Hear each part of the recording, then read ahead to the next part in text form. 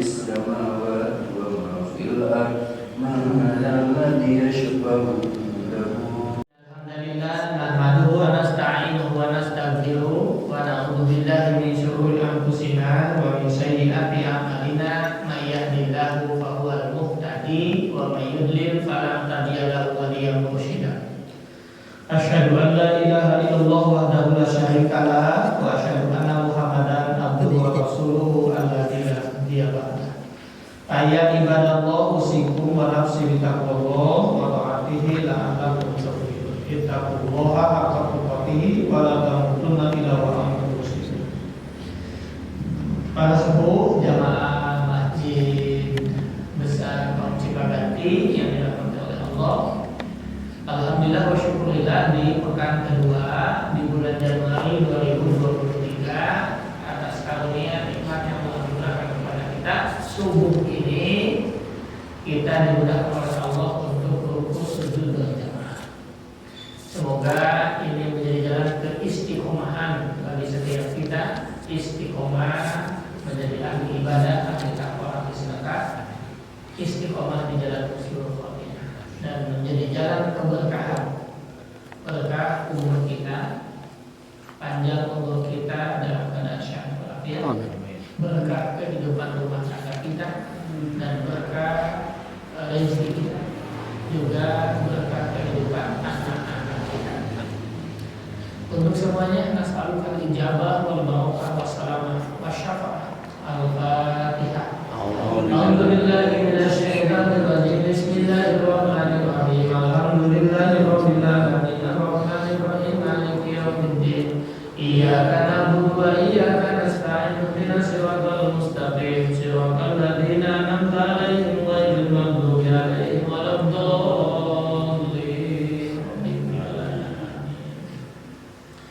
Jamaah subuh yang dirahmati oleh Allah, pada kesempatan subuh ini tema kita adalah potret orang-orang yang dibimbing oleh Allah ke jalan yang benar. Ya. Kita ingin melihat potret setiap hamba Allah yang dibimbing oleh Allah kepada jalan yang benar atau menjadi orang-orang yang baik. Nah, kita akan melihat apakah awal tahun ini kita ini orang baik atau tidak. Kita akan melihat petunjuk Rasulullah SAW buat kita semua. An Abi Hurairah radhiyallahu anhu qala qala Rasulullah sallallahu alaihi wasallam, idza aradallahu bi 'abdin khairan, apabila Allah menghendaki, apabila Allah berkehendak, apabila telah berkehendak, siapa Allah bi'abdin kepada seorang hamba, khairat menjadi orang baik, apa ciri-cirinya? Seseorang yang telah Allah jadikan itu orang baik, cirinya yang pertama, ja'ala ginahu fi nafsi, Allah jadikan kekayaan, kejembaran, keluasan fi nafsi dalam dirinya. Bahasa Sundana jembar hati. Apakah kita orang baik? Apakah kita termasuk yang dikehendaki oleh Allah menjadi orang baik atau tidak? Cirinya jembar hati. Ya. Udah lama aja pakai jembar. Beras jembar. Pangsai. Di antara saya kita yang pernah tahu dan yang pernah menjadi keluarga petani, ya tahun 70-80 masih kena aja ya. Terus beribadah Tuhan. Sumedang. Pakai jembar. Bagusan pasti. Umurnya 6 bulan umurnya juga banyak. Ragu Pak. Jadi kemungkinan keleluasaannya ada itu disebut jembar. jembar itu nama jembar tidak ada atau di tiga mah kada di jena pembibitan di IPB terbang Jawa Barat. Itu jadi bahas sehingga nanti ada contoh ini laisal gina bikasrotil awal bukannya laisal gina bukan orang kaya itu bukanlah orang yang disebut orang kaya itu bikasrotil awal disebut orang yang banyak harta walakinal gina nafsi. Orang kaya sebenarnya adalah orang yang jembar hati, gina nafsi, jembar hati. Laisal gina di hadis yang lain itu kalimatnya, laisal gina bikasrotil awal. Orang yang disebut kaya itu bukan orang yang banyak hartanya. Walakinal gina, tetapi sebetulnya orang yang kaya itu adalah gina nafsi. Orang yang punya keluasan jiwa itu orang kaya. Sebab semakin banyak harta yang dimiliki, boleh jadi dia semakin pelit. Kenapa semakin pelit? Takut miskin. Keluasan jiwa, ilmunya. Keluasan jiwa. Ini orang kaya yang sebenarnya. Maka Rasul menjelaskan, idza aradallahu bi abdin khairan. Apabila Allah menghendaki, kalau terjemah awalnya gini, apabila Allah pakai lagi telah menjadikan siapa Allah diabdin kepada seorang hamba khairan menjadi orang baik, apa cirinya? Ja'ala ginahu fi nafsi. Allah telah menjadikan keluasan jiwa dalam dirinya. Keluasan jiwa. Jadi kesempit pikiranna, kesempit hatena, kesempit jiwana, tenang leluasa. Berjiwa besar. Berjiwa besar itu bahasa kita. Berjiwa besar. Bunga iman. Lapang dada. Tapi tergantung sikon. Ibarat tinggalkan pun bocor jadi sempit. Karena apa? Karena karena kita terkadang mengklaim itu milik kita. Itu salah mengklaim milik kita. Tidak mengklaim. Semua yang ada itu milik Allah. Maka seringkali Edunin Engine itu tahun 80-90 memberikan ilustrasi. Kemudian tahun 90-an 2000 dinarasikan oleh Agim. Ciri orang yang jembar hati, ciri orang yang lapang dada, ciri orang yang punya keluasan jiwa. Seperti apa? Seperti tukang parkir. Seperti tukang parkir. Gaya. Anak, istri, harta, itu semua titipan yang Allah berikan kepada kita.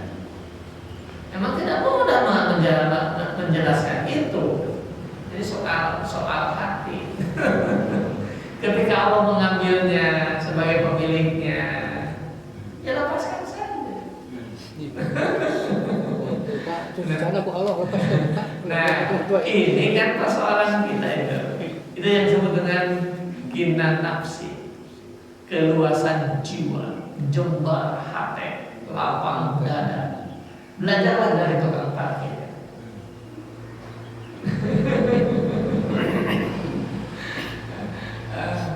Jadi itu ilustrasi akhir 80-an, pertengahan 80-an ketika dia mulai manggung begitu ya. Sebelumnya judul kamunya ketiga tahun 77 ya. Awal tahun 80-an beliau menjadi mubalik dan salah satu istilah itu nggak dari bukan kita mengutip dari Agi istilah tukang parkir itu namanya keluasan jiwa. Sebenarnya di kitab-kitab klasik sufistik di ilustrasinya seperti ini.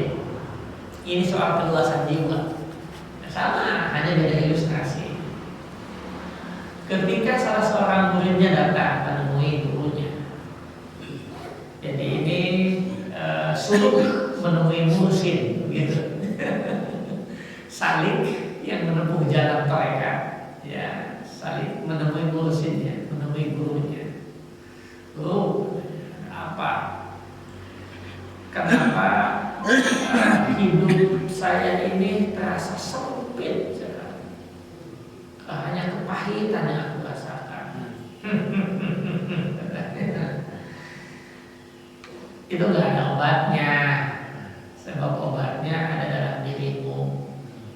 Begini kan, kamu ambil 2 bungkus garam. Ini dalam kitab-kitab sufistik, ya, cerita-cerita sufi. Ambilkan 2 bungkus garam, bawa ke sini.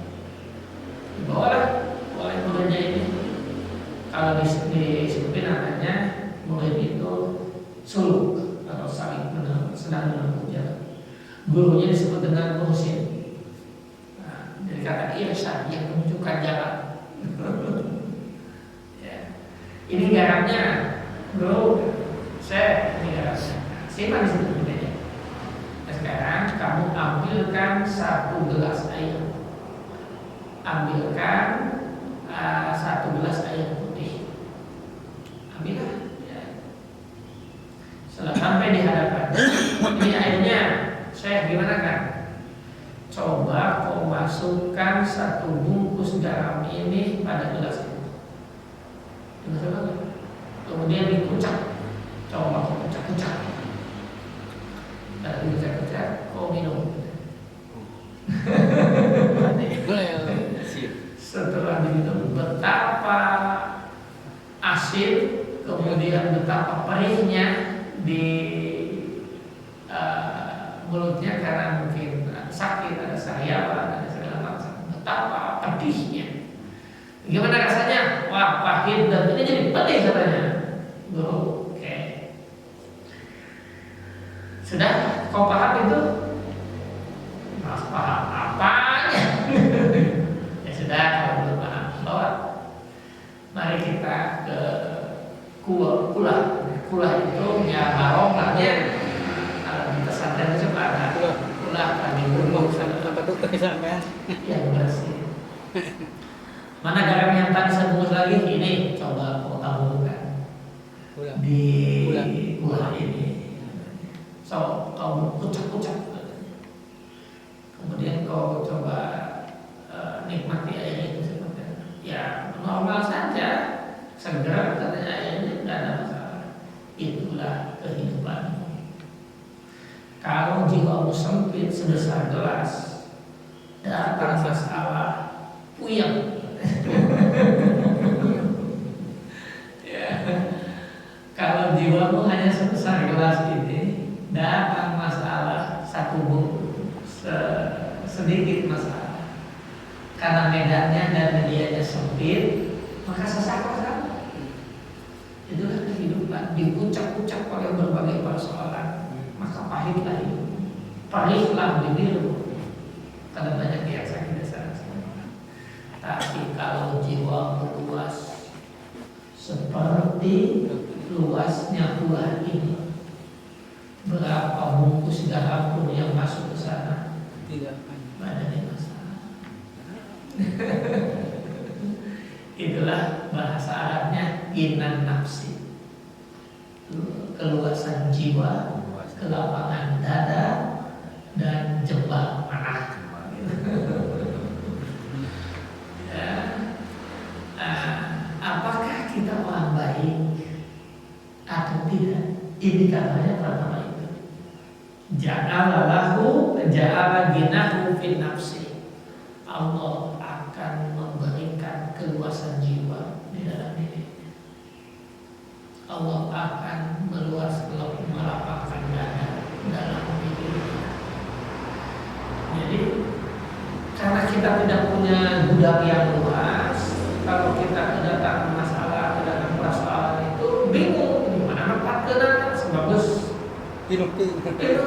Kalau kita punya budak yang luas datang barang, nah situ. Datang masalah ini cetek, datang masalah ini gampang, datang masalah itu nah masih luas. Mobil itu pepastek saya awon ya ti Gusti Allah Taala itu adalah rukun ada tadi. Justru nanti ini takdir itu semuanya di Quran surah Bani Israil ya.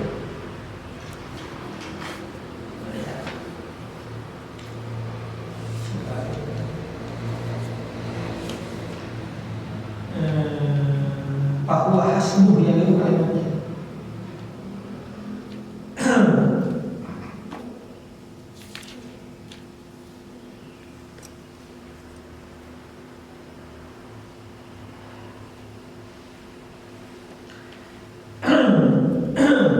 Ayat 7 Pak.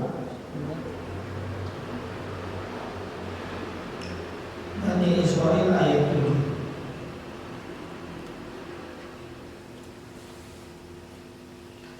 In ahsantum li anfusikum wa in asatum falaha fa idza jaa waqtul akhirati liyasu wujuhakum wa liyadkhulul masjida kama dakhalu awwala maratin wa liyutabiru ma ala tafsir. Ayat yang lainnya yang di sana ada bahwa hasmu, bergantung apa yang kamu lakukan. Takbir itu rangkaian perjalanan yang kita tempuh. Ini menurut saya. Ini ada dalam diri kita. Kalau sebaliknya, seperti yang saya alami tadi kemarin, atau mungkin bapak-bapak merasakan, tiba-tiba kita hari ini ada kolesterol, ada asam urat, naik. Lebih normal. Itu takdir. Tapi takdir itu berdasarkan proses pola makan kita, pola segala macam. Jangan lihat hari ini. Oh itu takdir. Takdir itu kita yang menentukan.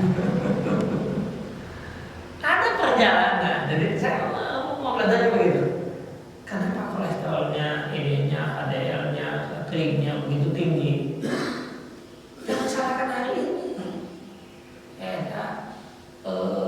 Gara-gara ada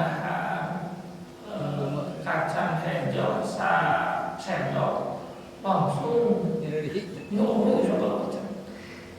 Mah pemantik dan mukul. Lihat nih. Jadi kan sama gue selumpuh di bagelana.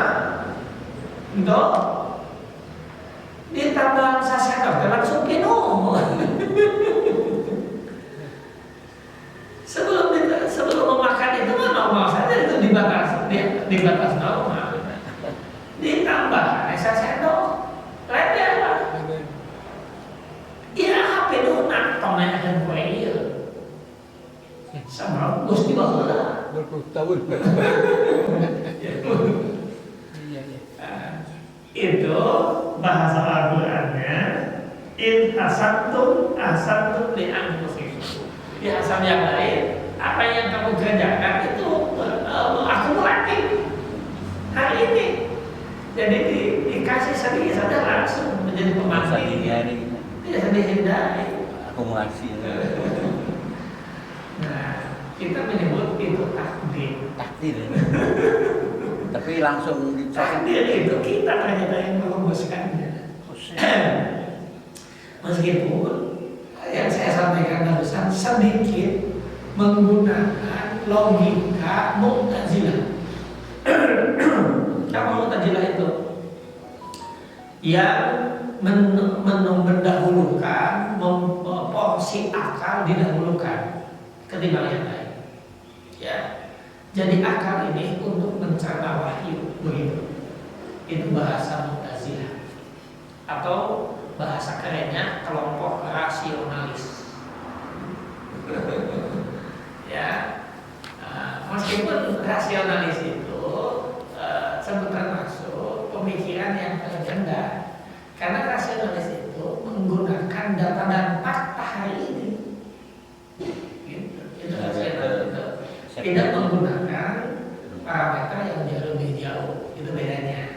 Itu aja rasional. Rasional itu sesuatu yang dianggap masuk akal hari ini berdasarkan data dan fakta. Itu pendekatan rasionalis. Nah, jadi takdir itu sebelum ini ayat apa nanti mengajarkan kepada kita.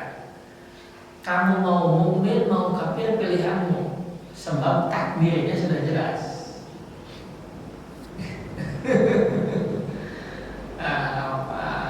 Bahasanya al yu'min apa mansa apa yu'min mansa apa yakul begitulah ya bilangnya. Terserah kalian, terserah kita mau kafir mau mukmin terserah. Hasil akhirnya sudah diketahui.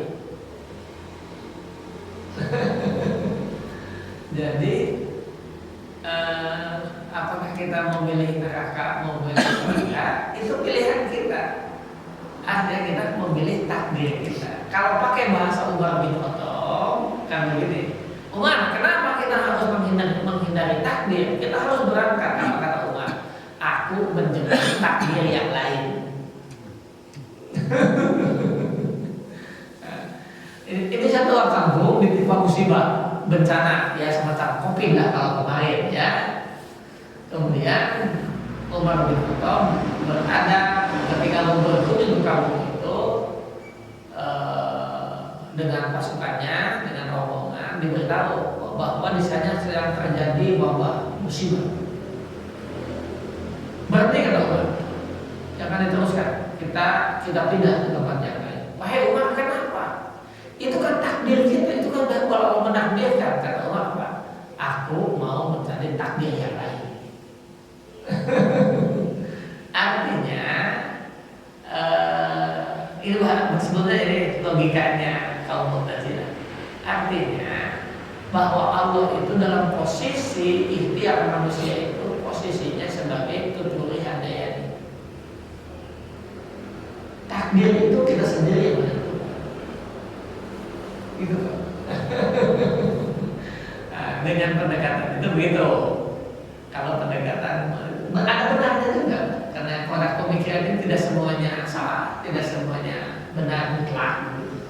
Itu kan bahwa Allah Maha Luas memberikan keluasan kepada hambanya untuk menggunakan akal, termasuk pertarungan akal dan hati. Ini sudah berlangsung, termasuk yang tadi. Ya, ini soal takdir atau cara memahami takdir. Jadi takdir itu seringkali kita yang menentukan. Jadi kalau kita hari ini gula darah segala macam naik, tapi ada yang sulit dengan kita sehat-sehat saja karena mereka mengambil jalan takdirnya sendiri. Jadi kalau sejak muda kita menghabiskan sering begadang minum-minuman keras, ya sebenarnya takdirnya kan seperti itu. Takdir tertulis itu di dalam mahfud. Ditulis umur kita itu adalah urusan Allah. Semuanya sudah digariskan. Umur manusia itu sekian puluh tahun. Bergantung jalan termasuk kita jalan menjalaninya. Logika yang sederhana. Mobil dibuat oleh pabriknya itu sudah ditentukan estimasinya. Misalnya 5 tahun akan seperti ini, 10 tahun akan begini. Bergantung pemakaian dan cara perawatan. Lamanya ditetapkan, maka aku masih tahu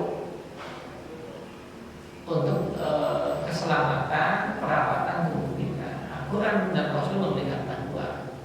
Kemudian kita itu disarankan sama 10 ini, ya, ud'u ila rabbika,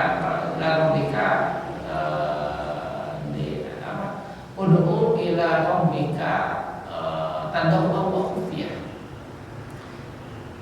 Innahu la yuhibbul mu'tadin.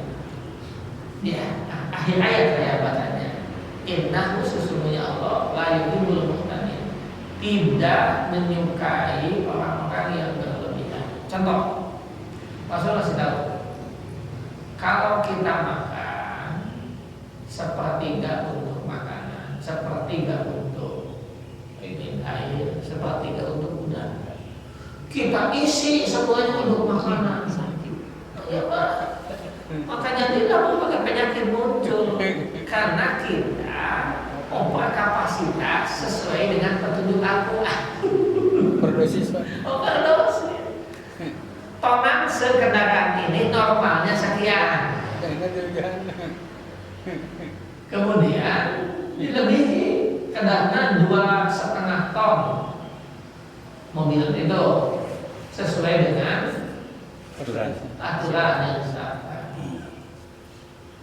Kemudian kita melakukan kelebihan dengan perhitungan supaya untung. Lain untung kita mau main mobil lagi wah cukup tidak berarti Tidak lebih tadi. Nah itu bahasa Al-Qur'annya innahu la yuhibbul mu'tadin. Tidur itu yang baik segini, yang kita kurangi atau kita lebihi masalah. Ini bagus takdir lain, takdir kurang menyalahi. Nah itulah Al-Qur'an. Karena kita minta kepada Allah sampai 17 kali minimal ihdinas siratal mustaqim. Aku minta petunjuk Allah kasih petunjuknya. Tapi kita tidak melakukan sesuai dengan petunjuk itu, maka takdirnya seperti ini, gitu aja. Nah, ya, takdirnya akan seperti ini. Nah, ini soal takdir, ya, ini soal takdir. Jadi dalam takdir itu terdiri dari qada dan qadar. Itu yang saya maksud. Qada itu sudah ditentukan. Qadanya kendaraan ini, tubuh ini akan sekian. Bagaimana kadarnya bergantung cara kita memeliharanya. Jadi kalau kadar itu diserahkan kepada kita. Jadi bahasa kerennya Allah itu hanya membuat kebijakan grade-nya, kebijakan umumnya, aplikasi middle dan aplikasi yang diserahkan kepada kita. Diserahkan. Tapi udah tercatat. Ya, ini jadi Allah itu sebagai arsiteknya, rancang arsiteknya bangunan ini. Kekuatan bangunan ini ditentukan oleh sipil.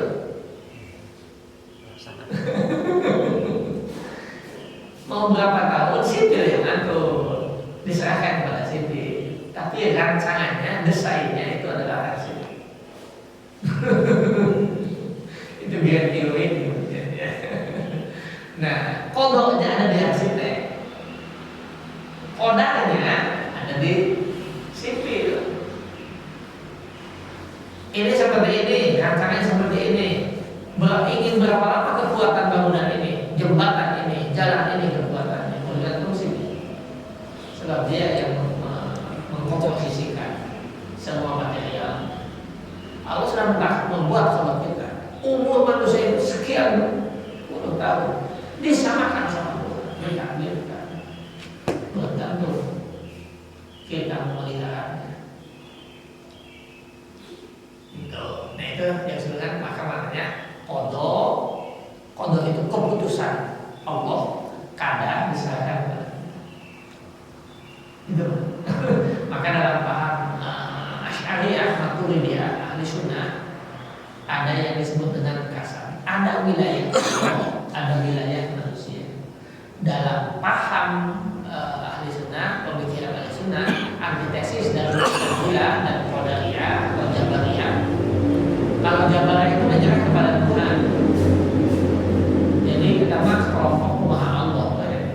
Itu ikhtiar. Ikhtiar. Kadar yang diserahkan kepada kita. kaitan sama nasib gimana? Apa? Nasib. Nasib itu hasil akhir. Nasib. Jadi kalau nasib itu artinya begini, harus pentingnya memahami bahasa. Nasib itu satu akar kata dari kata nasab. Nasab itu artinya turunan. Nasab itu adalah nasib itu satu akar kata. Ya, nisob itu satu akar kata. Nisob itu adalah perjalanan 1 tahun untuk mengkalkulasi nilai zakat. Ya, nasib itu bergantung proses yang kita tempuh. Nasib. Kalau nasab itu turunan, kita tidak bisa memilih dari turunan siapa, nggak bisa memilih. Ya, nah nasib pun sama, bergantung jalan yang kita tempuh. Biasa diterawang ya kan? Bisa. Nah itu mudah. Maksudnya begini. Kalau kita menempuh jalan pendidikan seperti ini, keahlian seperti ini, maka kita akan profesional di bidang itu. Itu nasib kita. Pak Haji itu nasib, tidak ada takdir Pak Haji itu. Kondisi Itu mah udah nasib, jalan nasib itu. nasib. Nasib. Karena sudah Bukan qadarnya. apa? Bukan qadar. Ikhtiarnya sudah. Jadi nasab itu jalur yang ditempuh Pak. Gitu. Iya. Tadi kan potret orang yang dibimbing oleh Allah Subhanahu. Bagaimana dengan hidayah? Terus korelasinya dengan Al-Fatihah itu yang ayat ke-6 itu. Baik, begini. Hidayah itu kan ada 5. Ya, menurut para ahli tafsir, Al-Maghribi, kemudian Ibnu Katsir, juga para mufassir yang lain dari jalur tafsir bil maksur maupun bil riwayat, baik riwayat maupun tafsir bil riwayat. 2 jalur tafsir besar ini di wilayah hidayah itu ada kesepakatan bahwa hidayah itu ada 5. Yang pertama adalah hidayatul ghoriziyah. Ini diberikan oleh Allah kepada semua makhluknya, termasuk roha dan Allah. Apa ghoriziyah itu? Insting. Ya, insting. Sehingga buah-buahan juga mereka punya instingnya sendiri. Ya, hewan. Setelah itu ada yang disebut hidayatul hissiyah, hidayah panca indera, mata, telinga, hidung, semua itu adalah cara merespon petunjuk Allah. Ada yang karena melihat kerapihan kaum muslimin, karena kedatangan mereka ke Qatar melihat penampilan orang Qatar sekian ratus ribu orang mengucapkan 2 kalimat syahadat. Mengucapkan 2 kalimat syahadat. Ternyata dari sekian banyak kata nggak terlalu memusikkan, timnya kalah nggak penting, tapi justru Qatar menjadi negara yang paling berhasil dalam dakwah Islam. Karena belok sedikit kita batas kesadaran. Ini soal dakwah, ini soal hidayah. Bagaimana Batasnya kan menurut ukuran aturan atau menurut ukuran ada normatifnya, Pak. Ya, jadi ada batal syahadat, ya batal takwa. Nah, ini saya membaca, memahami tentang hidayah itu. Ya, ihdinas siratal mustaqim, hidayah kita menuju kepada jalan yang benar. mungkin instingnya, mungkin panca inderanya. Soal begini, ini soal hidayah mata panca indera. Analogi begini, kalau lalat ini sulit dijelaskan kepadanya bahwa bunga itu indah. Lalat mah kalau bau nggak sebenarnya. Nah, ini kan panca indera yang tidak dimaksimalkan. Suatu waktu Buya Hamka ini didatangi oleh seseorang. Buya, saya tidak percaya, katanya, orang-orang Timur Tengah ini ahli ibadah. Saya lihat banyak juga tuh, katanya, kemaksiatan di sana, pelacuran juga ada. Kata Hamka, saya juga bersyukur, katanya, ternyata di Amerika itu semuanya Islami. Wah, nggak benar ya, kata saya. Kata Hamka bilang begini dalam dialognya itu, kalau penglihatanmu, pendengaranmu, penciumanmu yang kamu ketahui adalah hal kemaksiatan, maka kemanapun yang kamu lihat adalah kemaksiatan. Otomatis. Karena yang ada channel dalam jiwamu itu adalah hanya kemaksiatan saja. Ke negara manapun kamu pergi, yang kau cahayanya itu. Saya baru pulang di Amerika, yang saya temui kaum muslimin di sana. Saya ketemui mereka di tempat-tempat ibadah. Saya nggak pernah melihat di sana itu kemaksiatan. Sebab di otak saya tidak ada lagi kecintaan kepada paduman. Enggak ada di pikiran saya, dan saya tidak punya channel itu. Itu yang saya maksud hidayatul isinya, hidayah panca indera. Jangan main-main dengan pikiran, penglihatan, sebab itu punya pengaruh besar. Makanya Al-Quran kasih tahu, kalau kita sudah menutup diri, maka apa yang ditutup? Khatamallahu ala qulubihim wa ala sam'ihim wa absarihim. Kalau sudah selesai sudah. Itulah betapa kita minta ihdinas siratal mustaqim, penglihatan, pendengaran, hati, jiwa, rasa, itu minta dibimbing oleh Allah. Itu jadi kita mengenal bahwa hidayah itu belum bukan pendengaran, penglihatan, ambu, rasa, atmosfer, itu yang harus dihadirkan. Dan itu namanya isinya panca indera. Ya, ada dampak dari gangguan teknologi.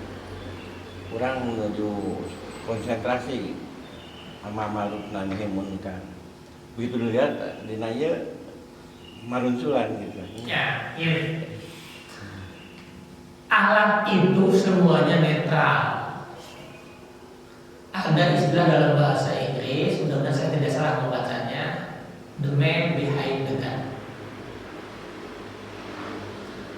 Jadi senjata itu tidak berdaya, bergantung yang menggunakannya.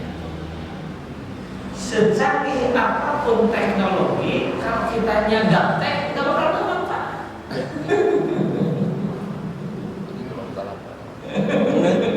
Tapi kadang-kadang ada yang muncul sinyal yang sekali kalimat tenanan. Kamu terus mak. Nah itulah kehidupan. Jadi seperti yang sampaikan dialogkan dengan preman itu, ya.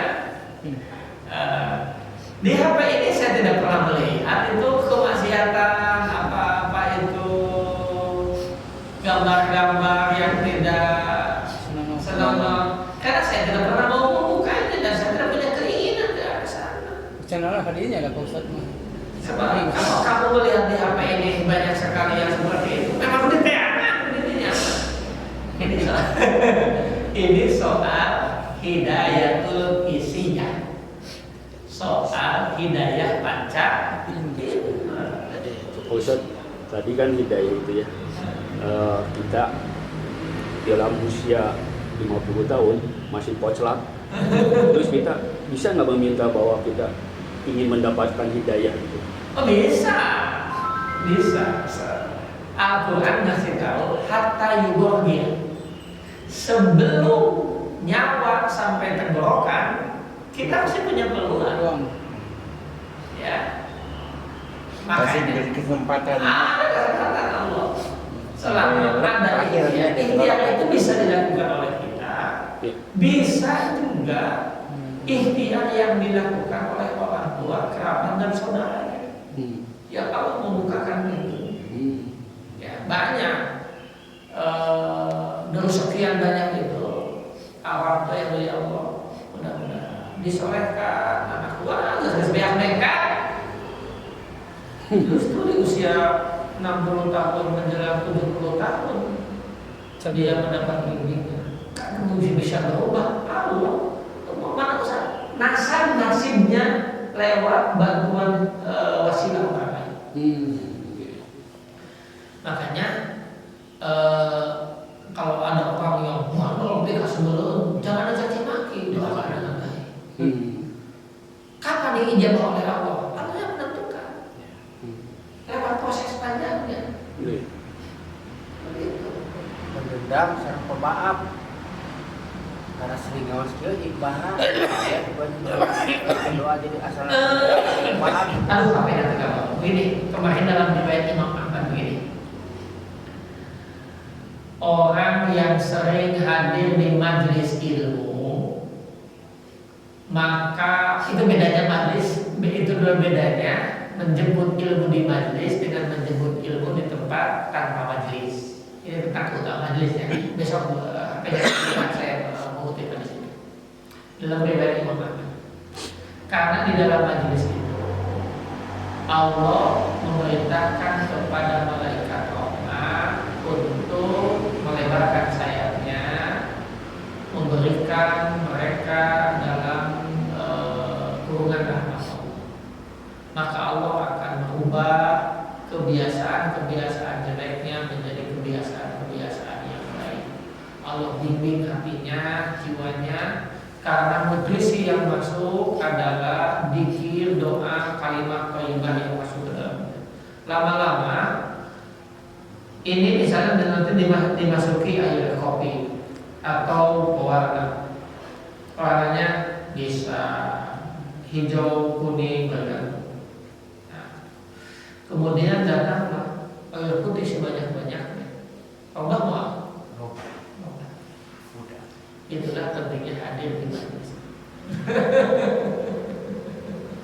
Kalau majelis ilmunya online gimana? Apa? Kalau majelis ilmunya online. Kalau online itu dapat ilmu, tapi tidak mendapat keutamaan majelis. Itu aja bedanya. Pentingnya hadir di majelis. Jadi tempo hari sampaikan, kalau hanya sekedar ilmu, setan pun berilmu. Kalau hanya sekedar ilmu, itu pentingnya majelis. Lebih pintar. Makanya kenapa kita diutamakan itu sholat berjamaah? Al-jamaah rohmah. Di rumah kan lebih khusus sholatnya. Iya, lebih khusus tergantung untuk dirimu. Tapi kamu tidak punya kebaikan yang lain. Karena langkahmu menghapus dosa. Jadi banyak sekali kebaikan yang didapatkan lewat hadir di majelis. Itu persoalannya. Pentingnya hadir di majelis. Itu saja. Ya, nah, jadi hidayatul hissiyah itu berlaku bagi semua makhluk Allah. Produk fauna. Ada yang spesifik, hidayah yang keempat, dan ini menjadi dinamisator penentu perubahan arah setiap kita. Apa itu? Hidayatul akliyah, hidayah akal. Akal ini yang menjembatani arus lalu lintas informasi yang menentukan akal. Ya. Jadi kalau akalnya sudah dirobak, maka akan berubah segala. Ya. Nah, akal ini yang kedua, bagaimana akal ini diisi, bentuk nutrisinya seperti apa? Kalau dijejeli paham rasionalis, rasional, diberikan paham komunis,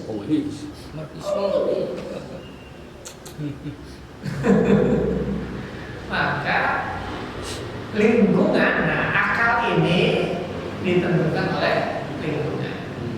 Ya, akal ini lingkungan pendidikan, lingkungan sosial, begitu, lingkungan pergaulan, ini yang akan mempengaruhi terhadap akal ini. Bergantung mau diisi dengan ilmu apa akal ini warna. Sehingga akal ini yang membedakan antara makhluk-makhluk Allah dengan manusia. Bahkan dengan akal inilah posisi manusia bisa melesat tinggi melebihi malaikat dan bisa nyungsep lebih rendah daripada iblis. Ini akal. Nah, maka akal ini harus mendapat bimbingan wahyu. Itu persoalan serius. Seringkali akal ini liar. Ya. Seperti begini. Ini maaf, ini kurang bagus contohnya. Ya, kurang bagus contohnya. Tapi inilah akal. Dan akal pula yang akan menjelaskannya. Ini sebenarnya pertarungan akal. Mengapa agama mengajarkan perlunya seseorang menikah dengan akad tertentu yang menjadikan dia bisa melakukan hubungan suami istri lewat nikah? Apakah dengan langsung tanpa nikah tidak bisa? Bisa saja, hanya beda nilai. Cetakan menurut kita udah turun, ada bebas.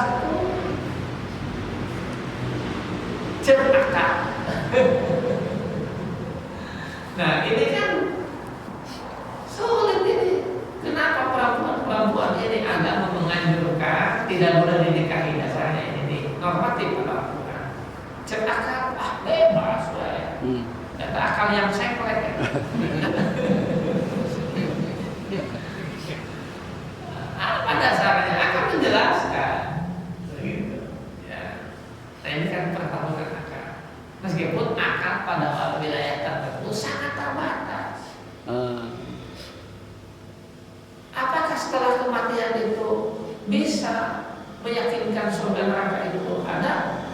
Saya akan menjelaskan Anda. Iya. Meskipun ada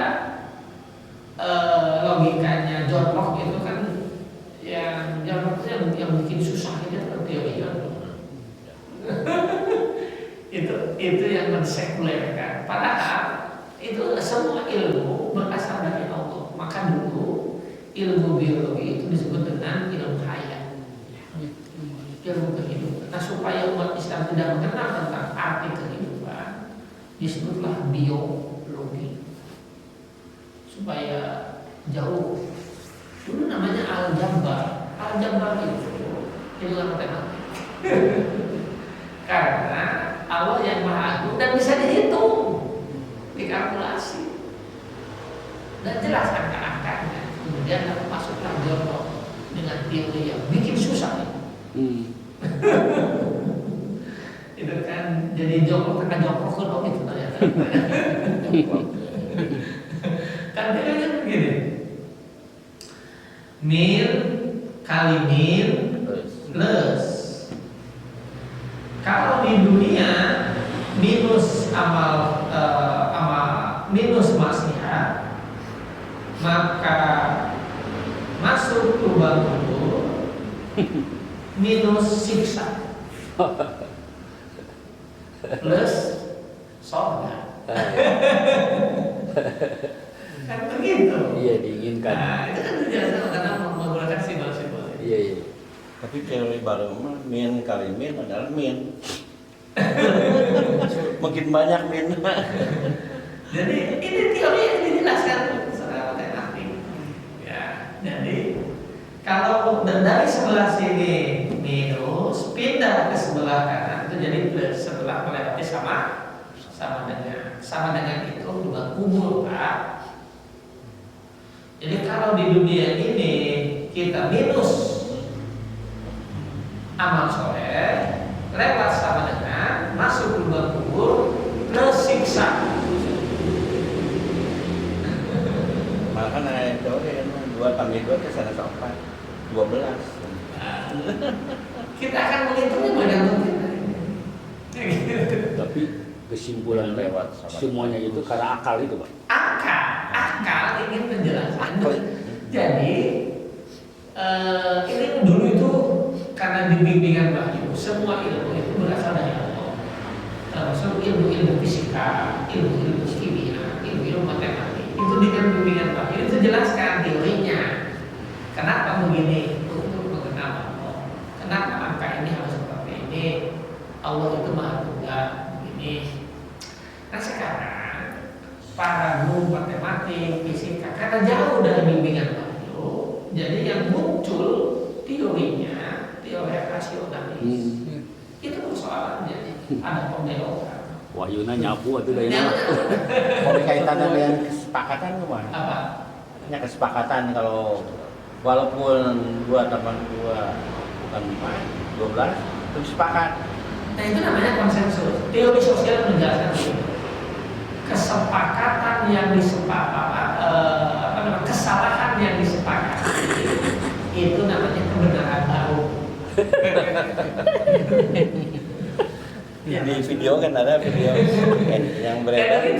Kan itu teorinya. Jadi kesalahan yang disepakati itu adalah kebenaran baru. Gitu. Ada konsensus nih di anggota dewan, di legislatif, di apa namanya legislatif dalam membuat aturan ini. Itu konsensus itu. Karena salah, tapi sepakat sebenarnya itu namanya kebenaran baru. Malah yang betul-betul menegakkan kebenaran pecah. Ya dalam video ini Sekarang Iya. sejarah atau Sejarah ya. Pengiringan ya. Nah itu masalahnya. pemerintahan agama. Jadi makanya perlunya otoritas mutlak Ya. Allah. Iya. Betul. Ya karena konsensus itu akan sangat bergantung kepada kesepakatan mayoritas. Namun yang dapat kesalahannya orang-orang yang tidak mengenal Tuhan, maka konsensusnya untuk mengenal Tuhan. kalau yang tidak ikut tersingkir. Ya, Konsensus itu konsensus itu adalah kesalahan yang disepakati. Itulah kebenaran baru. kata-kata ya tadi. Itu Kalau kita Kesalahan yang sepakat itu. itu sah tetap aja. Nah, sekarang kiblat itu ulah kamu Ka'bah, ulah pindah ke hai sepakat kabeh bener. Usaha ramahnya.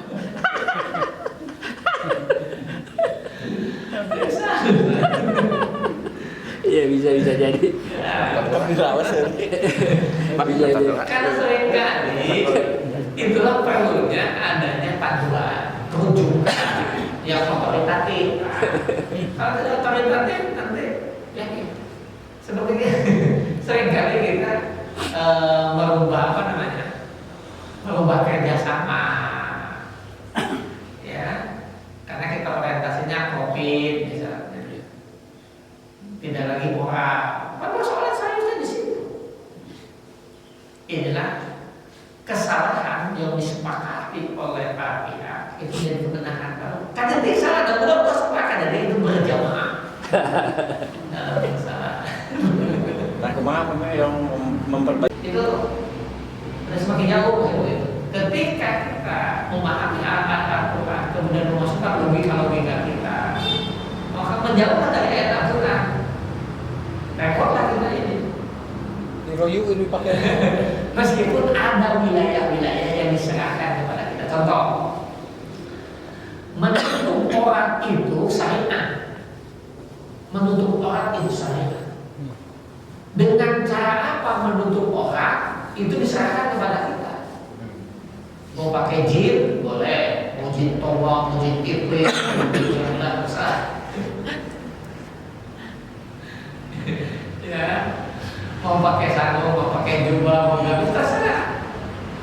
Itu diserahkan kepada kita. Yang utamanya itu menuntut orang. Nah dari penjelasan itu berkaitan dengan ilmu apa? Fashionnya, berkaitan dengan stylenya. Nah makanya saya sudah bilang kalau kepada para perancang pakaian, engkau akan mendapatkan pahala besar. Kalau merancang buat pakaian menurut dan dirinya. Nah sekarang banyak sekali rancang pakaian kekurangan bahan.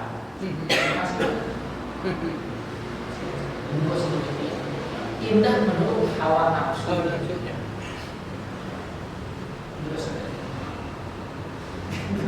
Nah ini soal hidayatul aqliyah. Maka yang keempatnya harus ada hidayatul diniyah, hidayah agama.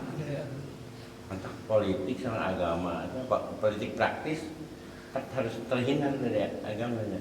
Itu kekacauannya. Justru semua politik harus dibimbing dengan agama. Agama itu dalam bahasa Islam disebut dengan din. Din itu satu akar kata dari kata dain. Dain itu artinya kita. Jadi orang yang beragama, orang yang harus tahu diri kepada Allah. Itu aja. Orang yang harus tahu diri kepada Allah. Agama dalam Islam disebut dengan din. Din itu satu akar kata dari kata dain. Dain itu utang. Ya hutang. Jadi orang yang beragama, orang yang harus tahu diri kepada Allah untuk membayar utang nikmat yang begitu banyak. Nah kalau politik dijauhkan dari agama, akan seperti apa?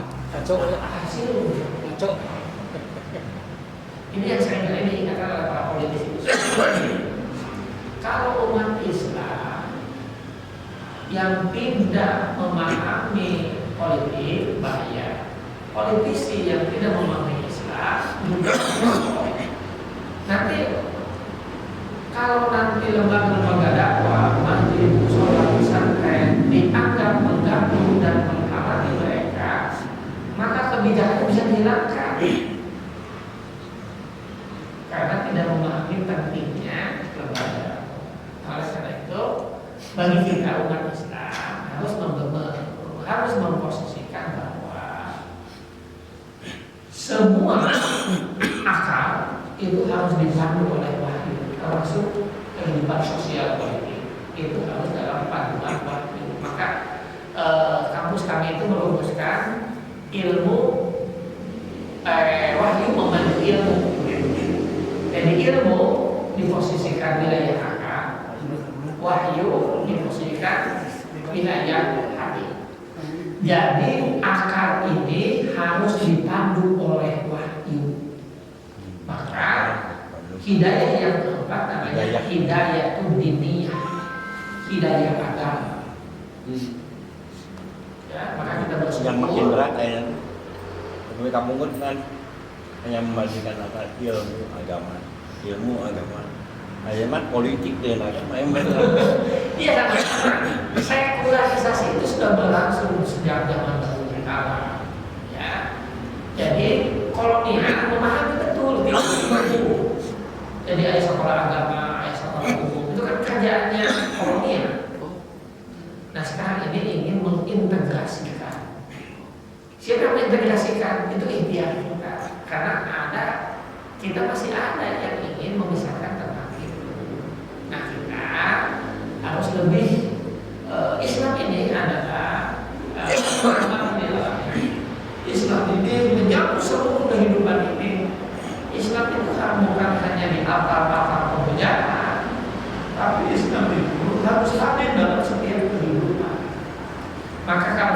muncul bahasa moderasi agama ini ingin menjadikan bahwa agama harus mewarnai semua kehidupan kita.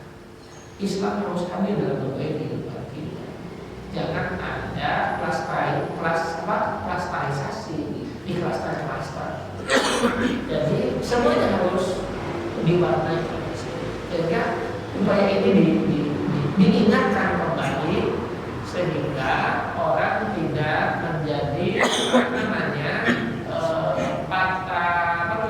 fanatisme yang kehilangan warna ini.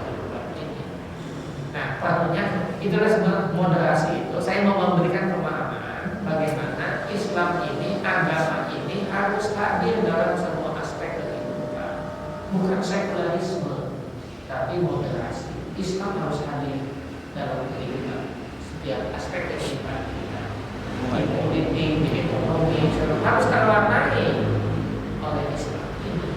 Karena sikap kita yang netral, cuma kalau menghilangkan dominasi politis yang udah masuk masjid, Apa? unsur-unsur politik lebih dominan di satu masjid.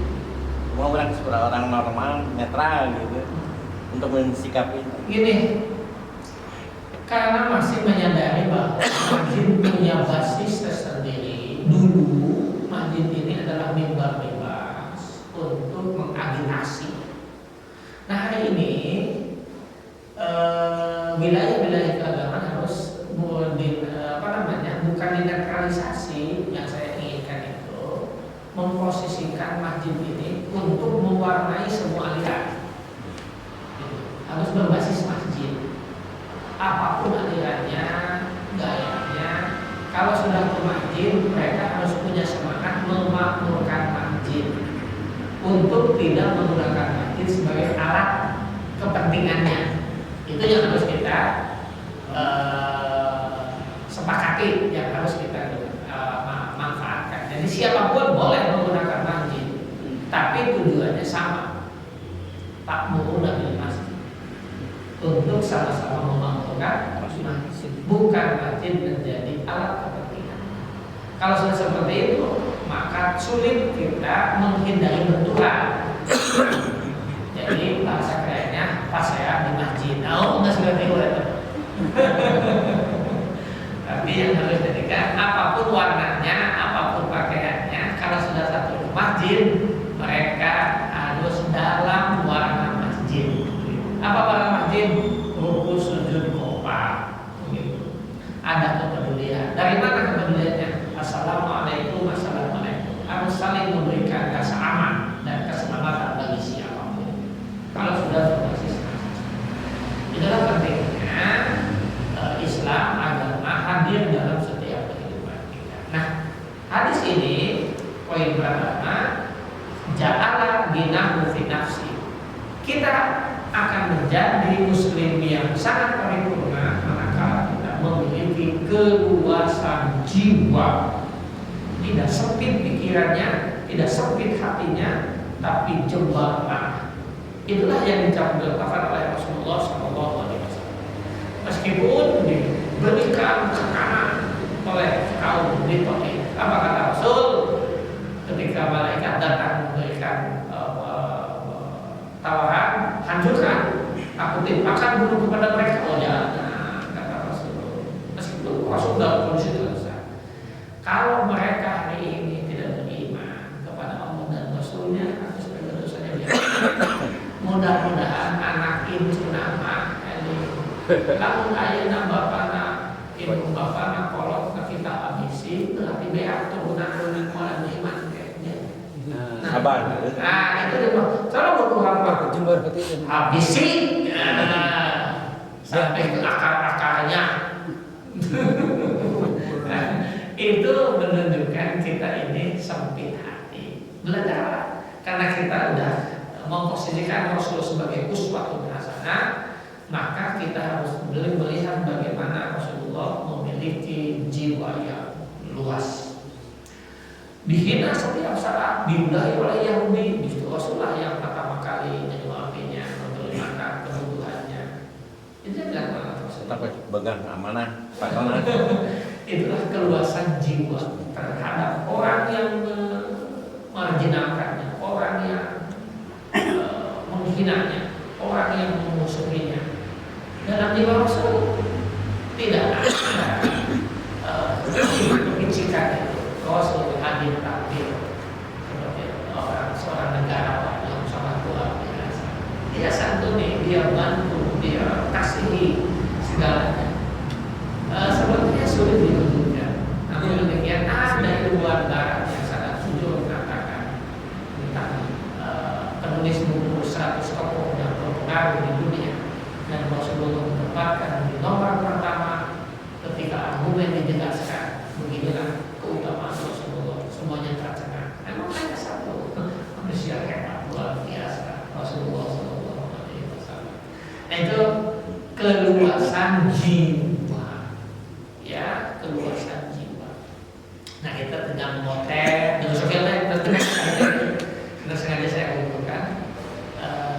Saya akan bacakan indikator-indikator itu. Nah, salah satunya ja'ala binahu fi nafsi. Kita akan termasuk berbaris di barisan orang-orang yang baik di hadapan Allah, dijadikan orang baik dalam barisan hamba-hamba Allah. Salah satunya pertama memiliki keluasan jiwa. Kadang-kadang kita memberikan asupan. Orang baik tersisi. Tapi baik menurut siapa? Kayak tanya Ini saja barangkali hal-hal yang pertama, mudah-mudahan masih banyak lah, insya Allah mudah-mudahan sehat ini ya. Karena udah ya panas itu sariawan nanti biasa. Subhanakallahumma wa bihamdika asyhadu an la ilaha illa anta astaghfiruka wa atubu ilaik. Wallahu a'lam bishawab. Assalamualaikum warahmatullahi wabarakatuh. Waalaikumsalam.